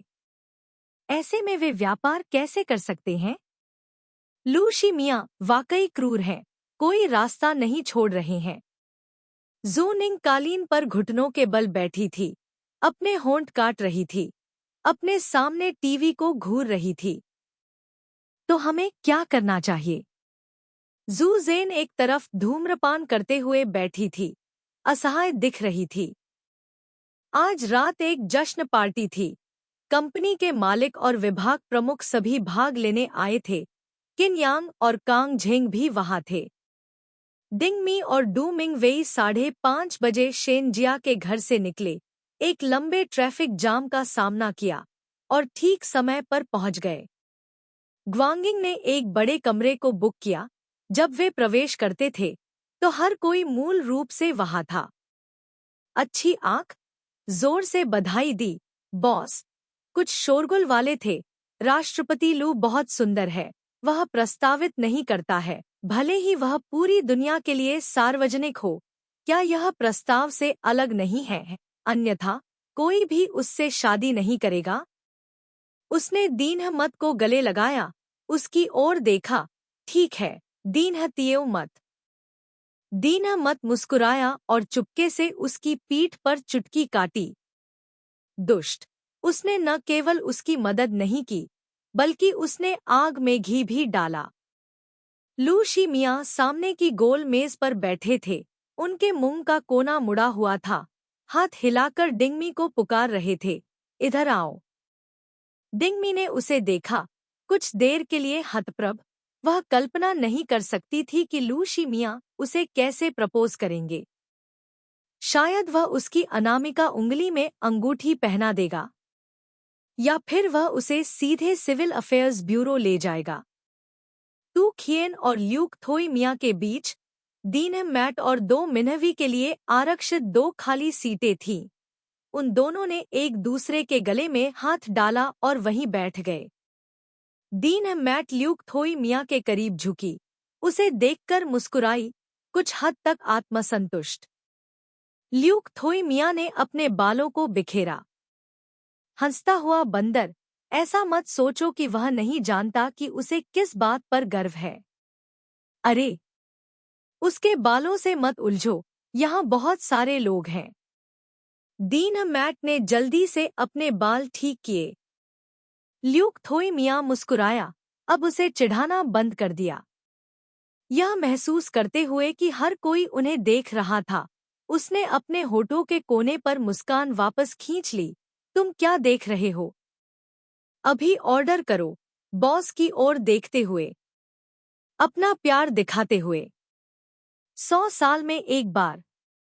किन यांग उसके बगल में बैठ गया। मेनू लिया, मुझे लेने दो, उससे बेहतर खाने का तरीका और कौन जानता है। किन यांग ने बहुत जल्दी व्यंजन चुने, फिर मेनू डिंग मी और डू मिंग वेई को सौंप दिया। क्या तुम लोग कुछ और चाहते हो? यह आदत हाई स्कूल की तरह ही थी। इससे पहले जब वे दोनों साथ में खाने के लिए बाहर जाते थे, तो लू शी मियाँ और जूकियान लगभग कभी भी व्यंजन नहीं चुनते थे। यह हमेशा किन यांग ही होता था जो मेनू लेता था, फिर दोनों लड़कियों को अपनी पसंद के व्यंजन चुनने के लिए देता था। डिंग मी और डू मिंग वेई ने थोड़ी देर तक मेनू का अध्ययन किया, फिर कुछ और व्यंजन चुने। समारोह में अनिवार्य रूप से शराब पीने की आवश्यकता होती थी। ग्राहकों के मनोरंजन के अलावा लू शी मियाँ शराब नहीं पीते थे, यह बात सभी जानते थे। आम तौर पर वे उन्हें पीने के लिए आमंत्रित करने की हिम्मत नहीं करते थे। लेकिन अभी हर कोई देख सकता था कि वह अच्छे मूड में था। किन यांग ने एक गिलास भरा और उसके सामने रख दिया। क्या तुम आज पी सकते हो? लू शी मियाँ ने रुककर डिंगमी की ओर देखा। क्या तुम घर तक गाड़ी चलाकर जा सकती हो? लू शी मियाँ ने हाल ही में डिंगमी को कुछ बार गाड़ी चलाने का अभ्यास कराया था। यह जगह जिंगहाई शहर से ज्यादा दूर नहीं थी, इसलिए यह ठीक होना चाहिए। उसने सिर हिलाया। हाँ, तुम पी सकते हो। इतने लंबे समय के बाद वापस आने पर उसे सिर्फ 1 या 2 बार ही उस पर शराब की गंध आई थी, और उसने उसे कभी शराब पीते नहीं देखा था, इसलिए वह वास्तव में थोड़ी उत्सुक थी। उसके बगल में तू खियन ने डू मिंग वेई से कहा, आज रात तुम गाड़ी चलाओगी? डू मिंग वेई ने सिर हिलाया। तू खियन ने उसके हाव भाव को देखा और धीमी आवाज में पूछा, क्या तुम असहज हो? डू मिंग वेई ने अपना सिर हिलाया। नहीं। तू खियन ने अपने होंठ चाटे और उसका हाथ टेबल के नीचे पकड़ लिया। डू मिंग वेई ने खुद को दूर खींच लिया, लेकिन उसने उसे और भी कसकर पकड़ लिया। उसने उसे घूर कर देखा और फुसफुसाते हुए कहा, मैं इस तरह कैसे खा सकती हूँ? उसने उसका दाहिना हाथ पकड़ लिया। तू खियन मुस्कुराया, मैं तुम्हें खिलाऊंगा। फिर से घूरे जाने पर वह असहाय होकर हंसा और उसे जाने दिया। ल्यूक थोई मियाँ खड़ा हुआ, खांग चीन्ह को देखा, अपना गिलास उठाया और कहा, इस बार वकील खांग को मदद करने के लिए धन्यवाद, इसलिए मुकदमा इतनी आसानी से चला गया। खांग चीन्ह मुस्कुराया, वह भी खड़ा हो गया। विनम्र होने की कोई जरूरत नहीं है, मुझे यही करना चाहिए। बाकी लोगों ने उत्साह से अपने गिलास उठाए और खड़े हो गए। तान डांग हंसा, तुम मुझे धन्यवाद क्यों नहीं देती? इस मामले में मेरा भी बहुत बड़ा योगदान है। तू खियन ने नाक भौं सिकोड़ी, क्या यह भोजन तुम्हें धन्यवाद देने के लिए पर्याप्त है? तान डांग, यह पर्याप्त नहीं है। डू मिन्हवी मदद नहीं कर सका लेकिन चिढ़ाया। तान डांग, मुझे लगता है कि तुम्हें भी डेट करना चाहिए। सारा दिन सिर्फ खाना पीना मत करो। तान डांग ने उसकी ओर देखा और कहा, तुम बिल्कुल मेरी माँ जैसी क्यों हो? डू मिन्हवी ने अपनी आंखें घुमाई, चले जाओ। तुम्हारी माँ कौन है? दीनह मत को नहीं पता था कि ल्यूक थोई मियाँ कितनी शराब पी सकता है। इसलिए वह किनारे पर बैठकर गिलासों की संख्या गिनने लगा। वह रेड वाइन पीता था, बाद में बदलकर राइस वाइन या कुछ और पीने लगा। उसमें अल्कोहल की मात्रा बहुत अधिक रही होगी। क्योंकि खांग चीन को यह पसंद था, ल्यूक थोई मियाँ उसके साथ गया, 2 गिलास पिया और उसके कान लाल होने लगे। पार्टी खत्म हो गई, सभी एक के बाद एक चले गए, कमरे में केवल कुछ लोग ही रह गए। वह उसके करीब झुका, उसकी आंखें थोड़ी लाल थीं, उसका शरीर गर्मी बिखेर रहा था। वापस उसकी कर्कश, नाजुक आवाज सुनने में असहनीय रूप से सुखद थी, जिससे डिंगमी के कान नरम हो गए। हाँ, उसकी आंखें चौड़ी हो गईं, उसे उत्सुकता से देख रही थी। लू शी मियाँ ने अपने बालों को बिखेरा, धीरे से मुस्कुराते हुए, तुम क्या देख रहे हो? डिंगमी ने ईमानदारी से कहा, क्या तुमने बहुत पी लिया है? वास्तव में वह जो और पूछना चाहती थी वह यह था कि क्या तुम नशे में हो? लेकिन जाहिर है वह अभी भी बहुत शांत था। लू शी मियाँ ने सिर हिलाया। बहुत समय हो गया जब से उसने इतनी शराब पी थी। उसने उसे ऊपर खींचा, कुर्सी की पीठ पर टंगा कोट उसे थमा दिया। चलो चलें। दीन मार्ट ने अपना कोट पहनाया। 2 मिन्हवी जो उसके बगल में थी, वह भी खड़ी हो गई। तू खियन को खींचा जिसने बहुत पी रखी थी, भौहें सिकोड़ी और कहा, तू खियन, उठो। दीन मार्ट ने उसकी ओर देखा, कुछ चिंतित। क्या तुम्हें मदद की जरूरत है? कोई जरूरत नहीं, मैं संभाल सकता हूँ। 2 मिन्हवी ने तू खियन को चुटकी ली। तू खियन सीधा खड़ा हो गया और उसकी तरफ देखने लगा। तीनों में से शायद टैन डांग ही सबसे ज्यादा शराब पीने वाला था। ज्यादा शराब पीने की वजह से उसका चेहरा लाल हो गया था, लेकिन फिर भी वह शांत था। वह खड़ा हो गया। चलो चलते हैं। तुम वहां क्या खड़े हो? आप पिया। लू शी मियों के आलिंगन में लू शी मियाँ ने उसे देखने के लिए अपना सिर नीचे कर दिया। कार में जाओ। मिनवी ने तुखियन के पैर पर रौंदते हुए ठंडे स्वर में कहा, तुखियन, अगर तुम अब भी मेरे साथ नशे में होने का नाटक कर रहे हो तो वापस मत जाओ। उसके करीब खड़ा आदमी रुक गया, थोड़ा सा खड़ा हुआ, उसके खिलाफ आधा झुका और बिगड़ैल की तरह व्यवहार किया। डू मिन्हवी, इतना उग्र मत बनो। डू मिन्हवी ने उसे दूर धकेल दिया, कुछ कदम आगे बढ़ा, दरवाजा खोला और कार में बैठ गया। टू खियन ने अपने बालों को बिखेरा, अपना सिर खटखटाया और यात्री सीट पर जाकर बैठ गया। दीन मैट अभी भी यहाँ खड़ी थी और डू मिन्हवी को घूर रही थी। वह असहज थी। डू मिंग वेई ने अपना आधा शरीर कार से बाहर निकाला और उसकी ओर देखा। जल्दी करो और घर जाओ। डिंगमी ने सिर हिलाया। हाँ। डू मिंग वेई जल्दी से गाड़ी चलाकर चली गई। लू शी मियाँ ने उसे पीछे मुड़ने के लिए कहा, देखना बंद करो। डू मिंग वेई खुद का ख्याल रख सकती है। डिंगमी ने उसे देखने के लिए अपना सिर उठाया, एक पल के लिए झिझकी, फिर पूछा, क्या तुम जानते हो टू कियान और नीचे की कक्षा की उस लड़की के बारे में? खंड 2 अध्याय 80। दीन मत को पता था कि यह मामला 2 मिन्हवी के दिल में एक कांटा था, जो उसके और तू खियन के बीच एक भावनात्मक बाधा बन गया था। अगर इतने सालों की भावनाएं डू मिंग वेई के व्यक्तित्व के साथ न होती तो वे बहुत पहले ही टूट गए होते। इसे बाहर निकालना दर्दनाक है और इसे बाहर न निकालना भी दर्दनाक है। चुनना मुश्किल है। लेकिन अंत में यह गलती कितनी गंभीर थी, डू मिंग वेई ने कभी इसका उल्लेख नहीं किया। लू शी मियाँ ने कार का दरवाजा खोला, उसे ड्राइवर की सीट पर ठूंस दिया और फिर खुद यात्री सीट पर चला गया। डिंगमी ने उसे देखा, अभी भी उसके जवाब का इंतजार कर रही थी।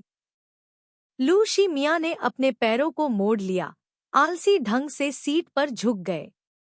एयर कंडीशनर से गर्म हवा निकल रही थी। शराब के प्रभाव में उसका शरीर थोड़ा गर्म हो गया था। उसने अपनी आंखें बंद कर ली। गाड़ी चलाओ।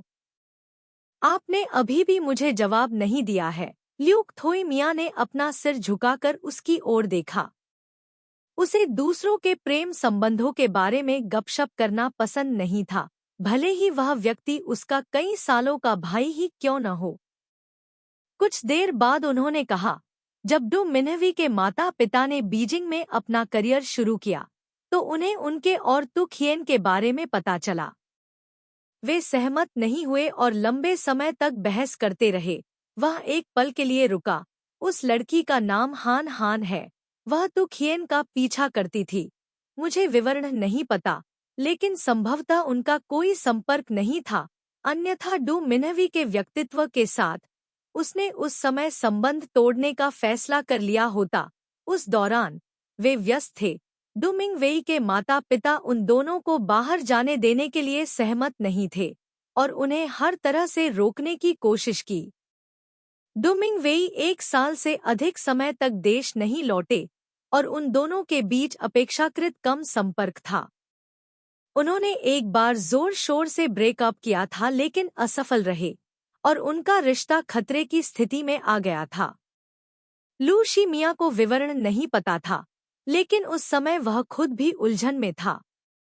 इस मामले के बारे में उन्होंने अतिशयोक्ति नहीं की, न ही उन्होंने जू कियान के लिए बात की, केवल वही बताया जो उन्हें डिंगमी को पता था। डिंगमी ने अपने होंठ काटे। डू मिंगवेई के लिए खेद महसूस किया। तो जू कियान वास्तव में एक बार मानसिक रूप से भटक गया था। थोड़ा सा भी कुछ भूलना कठिन है। यह गलती, हर किसी की अपनी भावनाएं होती हैं, लेकिन महिलाएं भावनाओं के मामले में स्वाभाविक रूप से गणना करने वाली प्राणी होती हैं। डो मिन्हवी जैसे व्यक्तित्व वाले व्यक्ति की तो बात ही छोड़िए। ल्यूक थोई मिया ने उसके बालों को सहलाते हुए फुसफुसाते हुए कहा, चलो घर चलते हैं। दीन है ट्यू मैट। दिनहमट ने सिर हिलाया। हाँ। दरवाजा खोलते ही फैटी क्वेट दौड़कर आया और उनकी पैंट खींच ली।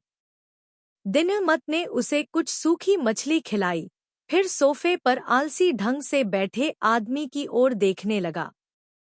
घर में फ्लोर हीटिंग सिस्टम चालू था। उसने सिर्फ एक काली सूती शर्ट पहनी हुई थी। आस्तीन कोहनी तक मुड़ी हुई थी।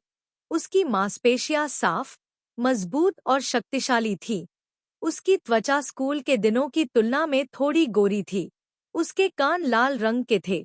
उसकी सामान्य रूप से काली आंखों में कुछ लाल धारियां थीं। वह थोड़ा नशे में दिख रहा था। पहली बार जब डिंगमी ने उसे इस तरह देखा तो वह उसके पास गई, उसके माथे को छूने के लिए आगे बढ़ी। वह थोड़ा गर्म था। उसका हाथ पकड़ा और खींचा गया। डिंगमी उसकी गोद में गिर गई, उसे देखा और खुद को रोक नहीं पाई और पूछा, लू शी मिया, क्या तुम नशे में हो? ल्यूक थोई मिया का पूरा शरीर गर्मी से भर गया था। उसने अपना सिर नीचे किया और उसके कंधे के नीचे दबाते हुए उसे हल्के से रगड़ा। 3 भाग नशे में। दिनहमत ने अपने होठों को सिकोड़ते हुए कहा, तो आपने कितनी बार इतना शराब पिया कि आप अपना दिमाग खो बैठे? आदमी ने अपना सिर उठाया, सोफे पर टिका हुआ। उसकी एक पलक नशे की हालत में मुड़ी हुई थी, और भी आकर्षक। दिनहमैट ने उत्सुकता से उसकी शक्ल देखी। ल्यूक थोई मिया ने उसकी उत्सुक आंखों का सामना किया, अपना सिर नीचे किया और जोर से हंसा। तुम क्या कहना चाहते हो? वह शराबी विस्फोट इतना शोरगुल वाला था, डू मिंगवेई ने डिंगमी से कहा होगा। उसके लिए पूछने से पहले इतने लंबे समय तक सहन करना कठिन था। डिंगमी ने आखिरकार जोर से पूछा, मैंने सुना है कि हमारे ब्रेकअप के 1 साल बाद आप लैब में शराब पी रहे थे। विभाग प्रमुख ने आपको पकड़ लिया था और लगभग आपको दंडित भी किया गया था। वह एक पल के लिए रुकी, फिर बोली, स्कूल नेटवर्क को भी हैक कर लिया। दूसरों को भी वीडियो डिलीट करने के लिए मजबूर किया। लू शी मिया ने उसकी ओर देखा। डिंगमी ने अपनी आंखें चौड़ी करके खोल दी। वह उत्सुक और गंभीर दोनों दिख रही थी। उसने अपना सिर झुका लिया और आत्म उपहास में अपने होठों को मोड़ लिया। उस काले अतीत के बारे में वह वास्तव में इसे भूलना चाहता था, लेकिन उसकी याददाश्त बहुत अच्छी थी और उसने वीडियो देखा था। शायद वह इस जीवन में उस एक पल की बदतमीजी को कभी नहीं भूल पाएगा। नहीं, यह केवल बदतमीजी नहीं थी। वह स्पष्ट रूप से पागल था। जब वे उस वर्ष टूट गए, तो लू शी मिया ने शांति बनाने के लिए शर्मीली बात की, लेकिन डिंग मी अभी भी उसे छोड़ने के लिए दृढ़ और दृढ़ थी। वह बेहद गुस्से में था और बेहद दुखी था, लेकिन उस साल मई में वह फिर भी मदद नहीं कर सका और सिटी सी के लिए उड़ान भरी। विश्वविद्यालय एच के गेट के सामने उसने डिंग मी को फोन किया। उस समय वह पहले से ही सिगरेट का काफी आदी था। उसने कई सिगरेट पी और डिंग मी के बाहर आने का लगभग 1 घंटे तक इंतजार किया। बुई डिच उसके साथ दिखाई दी। उन तीनों ने दर्जनों मीटर दूर एक दूसरे को देखा। बुई डिच ने मंद मंद मुस्कुराया और डिंग मिच के कंधे पर अपना हाथ रखा। डिंग मिच थोड़ा सख्त हो गया और उसने अपना सिर नीचे कर लिया। लू शी मिया ने चुपचाप उसे लंबे समय तक देखा और फिर मुड़कर चला गया।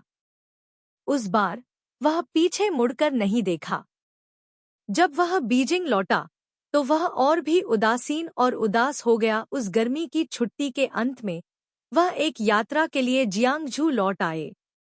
दिनहमट ने बहुत सी चीजें हटा दी थी, लेकिन उसने उन्हें अभी तक साफ नहीं किया था। पीछे छोड़े गए निशान अभी भी साबित करते हैं कि वह 1 साल से ज्यादा समय से यहाँ रह रही थी। उसने हर चीज को पलटा, लेकिन वह लाल लाइटर नहीं मिला। अपने दूसरे साल के दूसरे सेमेस्टर के दौरान, अपने जन्मदिन से 1 रात पहले, उसने प्रोफेसर के साथ लैब में काम किया। शाम 7 बजे प्रोफेसर चले गए, लेकिन वह प्रयोगशाला में ही रहे। तू खिएन ने उससे भोजन लाने को कहा, तो उसने कहा, शराब लाओ। छात्रावास में बहुत सारी शराब थी, जो उसने खुद खरीदी थी, और तू खिएन भी बहुत सारी शराब लाया था। वहाँ लाल और सफ़ेद दोनों तरह की शराब थी। लू शी मिया ने पहले शायद ही कभी सफ़ेद शराब पी हो, लेकिन उस रात उसने बहुत ज्यादा पी ली। कितना पी लिया? संभवतः 7 भाग। तू खिएन का भी 2 मिनहव्य से विवाद हुआ था, उसके साथ काफी शराब पी थी। अचानक उसने दीनहमत का जिक्र किया। दीनहमत ने 2 मिनहव्य से संपर्क तोड़ लिया है। क्या तुम्हें पता है, उस समय ल्यूक थोई मियाँ नशे में था, दीवार के सहारे झुका हुआ और हंस रहा था, यहाँ तक कि उसके साथ संबंध तोड़ने की हिम्मत भी वह और क्या नहीं कर सकता। वह इतना जोर से हंसा कि उसकी आंखें लाल हो गईं। शराब के नशे में वह इतने दिनों से जो भावनाएं दबा रहा था, वे आखिरकार बाहर आ गईं। सबसे पहले उसने बोतल तोड़ दी। हर बार बोतल तोड़ते हुए वह कोसता, मैं उसे खजाने की तरह मानता हूँ। वह मुझे क्या समझती है? तुमने उसे वह सब कुछ दिया जो तुम्हारे पास था, फिर वह किस बात से संतुष्ट नहीं हो सकती थी? उसे विश्वास नहीं था कि कोई भी उससे बेहतर व्यवहार कर सकता है। क्या यह सिर्फ एक लंबी दूरी का रिश्ता नहीं है? कितनी बड़ी बात है। मैंने अपना सिर झुकाकर उससे विनती की है। मैंने अपने जीवन में कभी किसी से भीख नहीं मांगी। भाड़ में जाओ, मुझे अब तुम्हारी जरूरत नहीं है। तू खिएन ने लू शी मिया को इस तरह कभी नहीं देखा था। वह लंबे समय तक स्तब्ध था, सलाह के कुछ शब्द कहना चाहता था, लेकिन लगा कि उसे थोड़ी देर के लिए बाहर निकलने देना अच्छा था। बस जब डू मिंग वेई ने उसे बुलाया, तो वह फोन का जवाब देने के लिए बाहर चला गया। लू शी मिया वास्तव में नशे में था, इतना नशे में कि उसने कंप्यूटर पर शराब की बोतल तोड़ दी, जिससे पिछला परीक्षण कार्यक्रम गड़बड़ा गया। जब तू खिएन पीछे मुड़ा, तो उसने पाया कि कोई बाहर वीडियो बना रहा था। अंदर देखने पर उसे एहसास हुआ कि सब गड़बड़ था। प्रयोगशाला में गड़बड़ थी। वह व्यक्ति अस्थिर रूप से हिल रहा था। उसकी नशे की हालत स्पष्ट थी, किसी पागल व्यक्ति से अलग नहीं। क्या यह कंप्यूटर विज्ञान विभाग का ठंडा और दूर का पुरुष देवता ल्यूक थोइमियन था? तू खिएन ने उस व्यक्ति पर चिल्लाया जो गुप्त रूप से फिल्म बना रहा था। फिल्म बनाना बंद करो, लानत है। सावधान रहो वरना मैं तुम्हें पीट दूंगी। अंदर एक और जोरदार धमाका हुआ। तू खिएन ने देखा और जल्दी से ल्यूक थोइमिया को दबाने के लिए अंदर भागा। अरे, क्या तुम प्रयोगशाला को नष्ट करना चाहते हो? ल्यूक थोइमिया ने उसे धक्का देकर दूर कर दिया, जेब से अपना फोन निकाला और दिनहमट को फोन किया। 1 मिनट बाद फोन जोर से जमीन पर गिरकर टूट गया। ठीक है, अपना फोन नंबर भी बदल लो। उसने अपना सिर झुकाया और पागलों की तरह हंसा। उसका लंबा शरीर उदास होकर मेज पर टिका और नीचे खिसक गया। उसका पूरा शरीर जमीन पर गिर गया, घुटने मुड़े हुए, पीठ झुकी हुई। एक दयनीय व्यक्ति की तरह जिसे कोई नहीं चाहता था। दीना मत को अब मेरी जरूरत नहीं है। डिंग जियाओमी, यह सच है।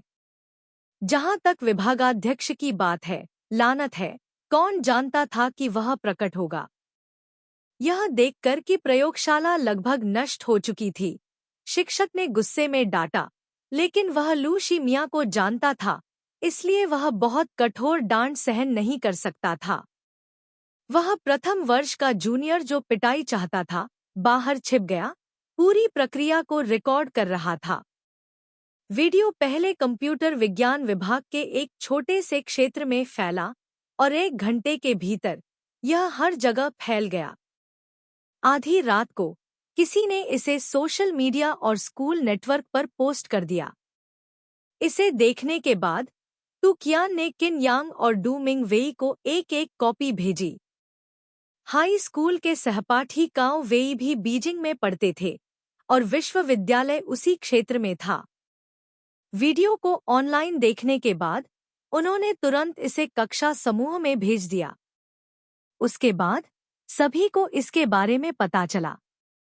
बेशक लू शिमिया अनुशासित नहीं थे, लेकिन उन्हें सभी नुकसानों की भरपाई करनी थी, जो एक बड़ी रकम थी।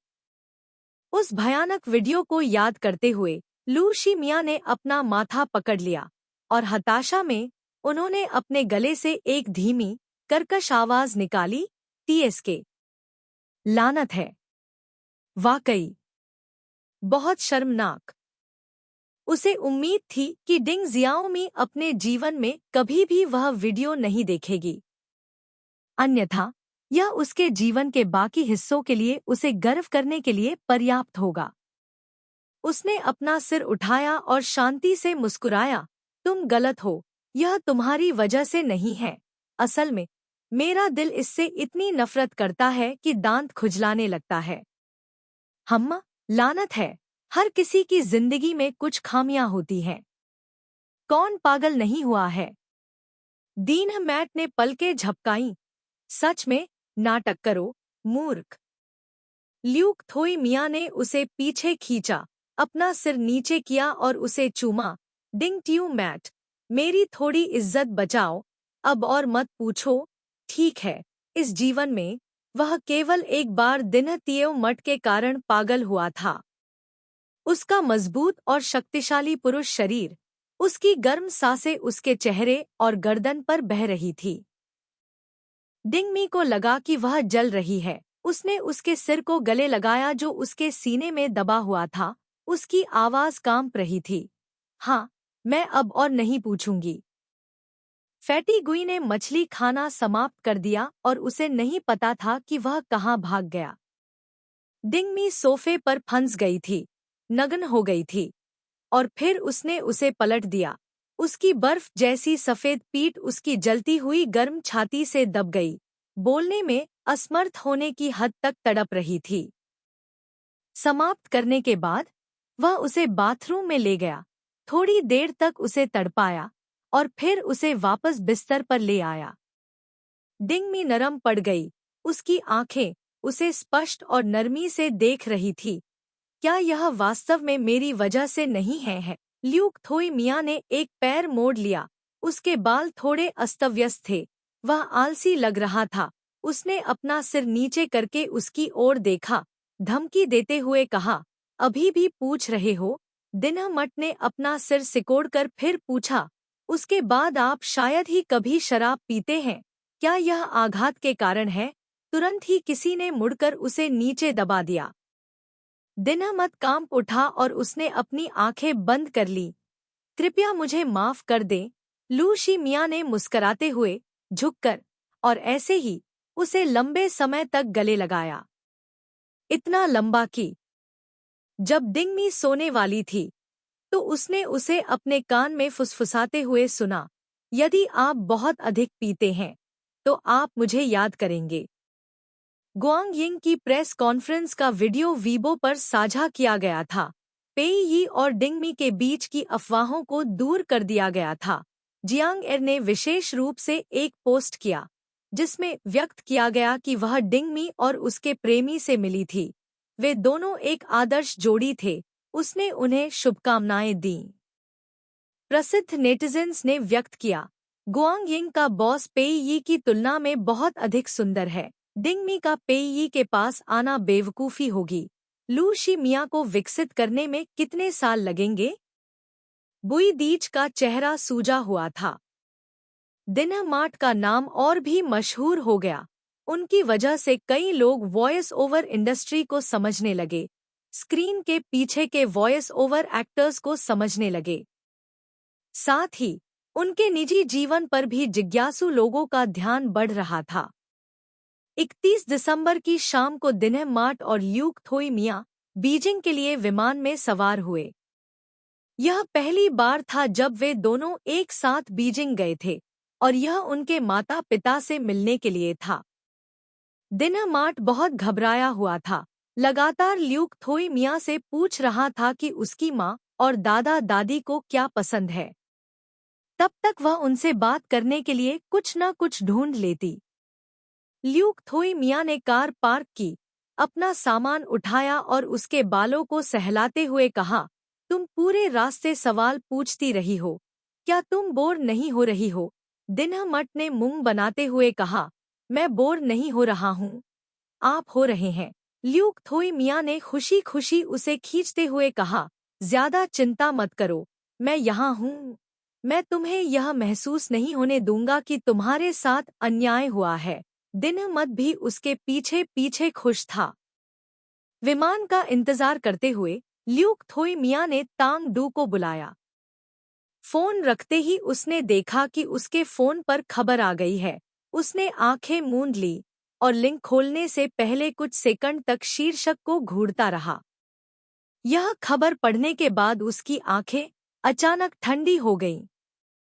दिनमैट एयरपोर्ट के वीआईपी लाउंज में कॉफी और केक का आनंद लेते हुए बैठी थी।